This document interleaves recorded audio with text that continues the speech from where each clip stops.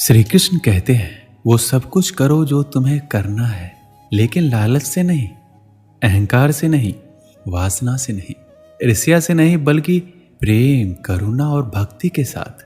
श्री कृष्ण कहते हैं, नरक के 3 द्वार हैं, काम, क्रोध और मोह। जो व्यक्ति कामी प्रवृत्ति का होता है, जिसके मन में लोभ होता है और जो अत्यधिक क्रोधी स्वभाव का होता है, उसके लिए नरक के द्वार सदैव खुले होते हैं। अर्थात ऐसे व्यक्ति की तो सिर्फ नरक में ही जगह मिलती है।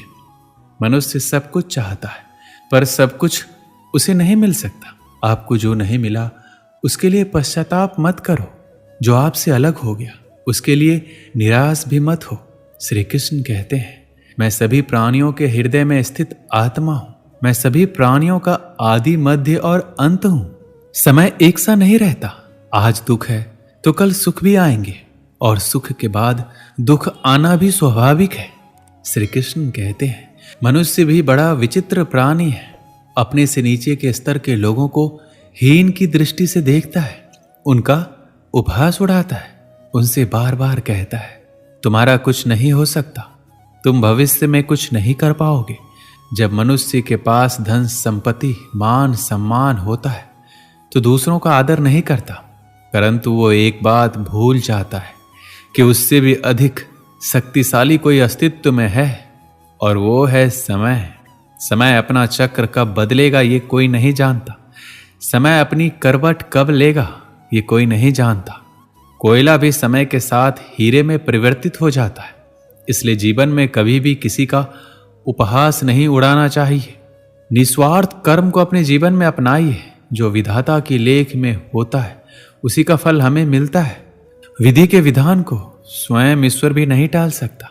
जिस व्यक्ति के पास आपके लिए मान, सम्मान और कद्र ना हो, उनके साथ रहना व्यर्थ है। वो सदैव आपके लिए शत्रुता का भाव रखते हैं। ऐसे व्यक्तियों के साथ रहने से उत्तम है आप अकेले रहें। इस जीवन में अधिक सरल होना भी अनुचित है। जो सरल और सीधे स्वभाव का होता है, लोग उसका अनायास फायदा उठाते रहते हैं। श्री कृष्ण कहते हैं, जो होता है अच्छे के लिए होता है। कभी कभी विपरीत परिस्थितियां हमारे वर्तमान स्थिति को अच्छा करने के लिए आती है। श्री कृष्ण कहते हैं, मेरे लिए कोई ना घृणित है, ना कोई मित्र, ना ही कोई प्रिय है, ना ही कोई निर्धन है, ना ही कोई धनी है। बस जो व्यक्ति भक्ति भाव के साथ मुझे याद करता है, मैं उनका और वो मेरा। श्री कृष्ण कहते हैं, वो किसी के भाग्य के निर्माता नहीं है। व्यक्ति खुद अपना भाग्य लिखता है। आप जैसा बीज बोएंगे आप वैसा ही फसल काटेंगे। आप जैसा कर्म करेंगे आपको वैसा ही परिणाम मिलेगा। यदि विद्यार्थी मन लगाकर पढ़ाई करे तो परीक्षा में सफल अवश्य होगा। इसलिए हर व्यक्ति का भाग्य भी तभी बदलेगा जब वो अपना कर्म करेगा। भ्रम और संदेह से परे जब भगवान आपसे प्यार करते हैं तो आप हर चीज से प्यार करते हैं। कभी खेत में किसी किसान को खेती करते देखा है? वो उसे सींचता है, उसे जोतता है, पशु पक्षियों से खेत की फसल की रक्षा करता है। परंतु एक बात का वो सबसे विशेष ध्यान रखता है कि कहीं खेत में खरपतवार ना उग जाए, क्योंकि एक खरपतवार खेत की सारी फसल को नष्ट कर सकता है। ठीक उसी प्रकार यदि वंश की कोई संतान खोटी निकल जाती है तो वो समूचे वंश का सर्वनाश कर देती है। इसलिए संतान के लालन पालन में विशेष ध्यान देना आवश्यक होता है, क्योंकि संतान वो फसल होती है जो वंश के आने वाले समय को महान बना सकती है या फिर वंश का पतन कर सकती है। श्री कृष्ण कहते हैं, व्यक्ति को सदैव बुराई से बचकर रहना चाहिए। अगर कोई करता है तो वो कर्म आपको आपके जीवन में ही भोगना पड़ता है। जिस प्रकार बछड़ा झुंड में भी अपनी मां को ढूंढ लेता है, वैसे ही कर्म का फल आपको हजारों की भीड़ में भी ढूंढ लेगा। ईश्वर कण कण में निवास करते हैं। छोटे से छोटे जीव के हृदय में ईश्वर का वास होता है। उस जीव को कष्ट का अनुभव होना ईश्वर को कष्ट का अनुभव कराता है। अर्थात किसी जीव को कष्ट देकर आप अपने ईश्वर को खुश कैसे देख सकते हैं? जो श्री कृष्ण का दास हो जाता है वो अपने आराध्य से ऐसे दिन न दिखाने की कामना करता है। जब उसमें गुरूर आ जाए तो अपने कृष्ण का सेवक बनकर ही जीवन सफल बनाना चाहता है। आप जो कुछ भी कर रहे हैं, भगवान की दृष्टि सदैव आप पर बनी हुई है। इसलिए आप ये ना समझे कि आप अकेले हैं। भगवान सदैव आपके साथ होते हैं। कहते हैं, मन के हारे हार है और मन की जीते जीत। अर्थात जिस प्रकार सकारात्मक विचारों से सफलता मिलती है, उसी प्रकार नकारात्मक विचार असफलता की मार्ग की ओर अग्रसर करते हैं। क्योंकि जैसा हम सोचते हैं वैसा ही हम बन जाते हैं, और अपने विचारों के माध्यम से ही हमें नकारात्मक और सकारात्मक परिणाम मिलते हैं। इसलिए अपने सोच को हमेशा सकारात्मक रखिए, क्योंकि मनुष्य ही एक ऐसा प्राणी है जो कर्म करता है। इसलिए कर्म करना प्रत्येक व्यक्ति का धर्म भी है, और धर्म करने वाला व्यक्ति कर्मवीर कहलाता है। इसलिए कर्म करते रहना खाली बैठे रहने से बेहतर होता है। मन से पाप करने वाले को मन से, तन से पाप करने वाले को तन से, दिल से पाप करने वाले को दिल से, और दिमाग से पाप करने वाले को दिमाग से सजा मिलना निश्चित है। जो मन भगवान में लगा है उसे क्या परवाह कि जीवन में क्या मिला और क्या छीन चुका है। भक्ति प्राप्त नहीं की जा सकती, ये तो एक उपहार है। प्रार्थना ईश्वर को नहीं बदलती, लेकिन ये उसे बदलती है जो प्रार्थना करता है। विचलित मन वाले व्यक्ति को मौत उसी तरह से भाकर ले जाती है जिस तरह से अचानक आई बाढ़ में गांव के सोते हुए लोग बढ़ जाते हैं। देखते समय देखिए, सुनते समय केवल सुनिए, महसूस करते समय महसूस कीजिए, और सोचते समय केवल ये सोचिए।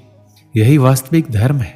आपका काम है अपनी पसंद के काम को खोजना, उसे खोजें और फिर उस काम में खुद को पूरी तरह से लगा दें।